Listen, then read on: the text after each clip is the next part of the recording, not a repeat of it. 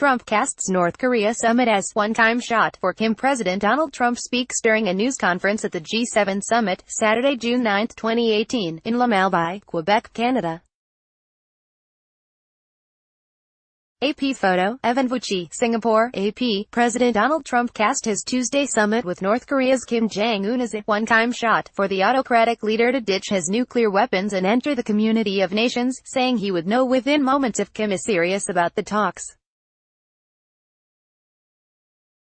Trump said Saturday he was embarking on a mission of peace as he departed the Group of Seven meeting in Canada to fly to the summit site in Singapore,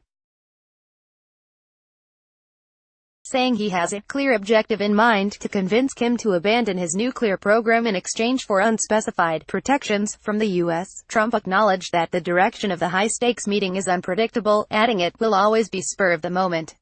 It's unknown territory in the truest sense, but I really feel confident, he told reporters. I feel that Kim Jong-un wants to do something great for his people and he has that opportunity and he won't have that opportunity again. It's a one-time shot and I think it's going to work out very well, he said. The meeting will be the first between a sitting U.S. president and a North Korean leader. Unlike traditional summits between heads of state, where most of the work is completed in advance of a photo op, U.S.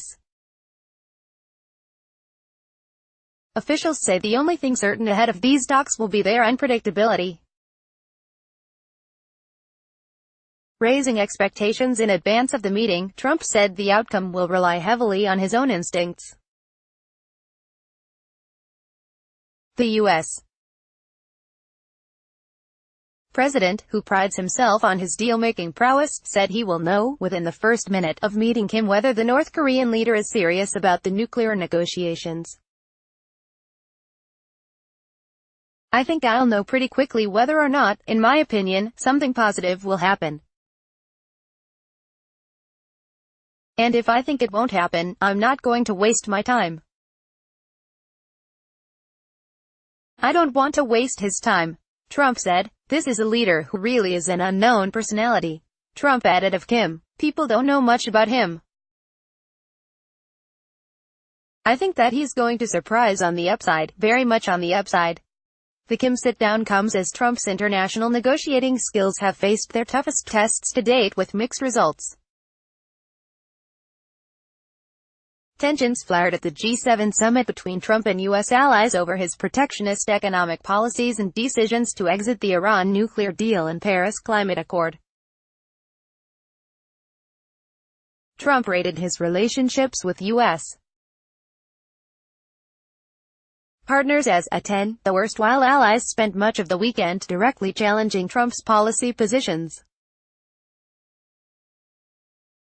As he looks to the Kim meeting, Trump is taking a high-stakes risk in hopes of containing the increasingly challenging national security threats from North Korea's advanced nuclear and ballistic missile programs. Seeing Nobel Peace Prize laurels and eyeing potential to show up his critics at home and abroad, Trump is granting Kim the international legitimacy he's long sought in hopes of securing a legacy-defining accord. He could take that nation with those great people and truly make it great, Trump said. That's why I feel positive, because it makes so much sense. Trump also praised the North Koreans, saying they have been really working very well with us during preparations for the summit, even though Trump had canceled the summit last month following a recent period of what he called tremendous anger and open hostility from the North Korean government. But then Trump did a quick pivot, signaling almost immediately after scrapping the meeting that he was open to going ahead with it, after all. Delegations from both countries then launched into a frenetic period of negotiations that are expected to culminate with Tuesday's meeting. So far, so good. We're going to have to see what happens. I very much look forward to it, Trump said. Still, questions remain about what a deal on the North's nuclear weapons could look like.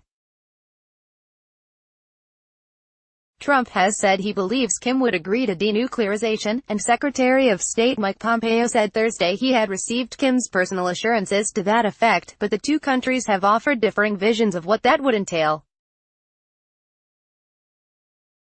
Despite Kim's apparent eagerness for a summit with Trump, there are doubts that he would fully relinquish his nuclear arsenal, which he may see as his guarantee of survival. U.S. Defense and intelligence officials have assessed the North to be on the threshold of having the capability to strike anywhere in the continental U.S. with a nuclear-tipped missile, a capacity that Trump and other U.S. officials have said they would not tolerate. Trump reiterated his promise Saturday that the U.S. will watch over and we'll protect Kim and his government in return for him giving up the nuclear program.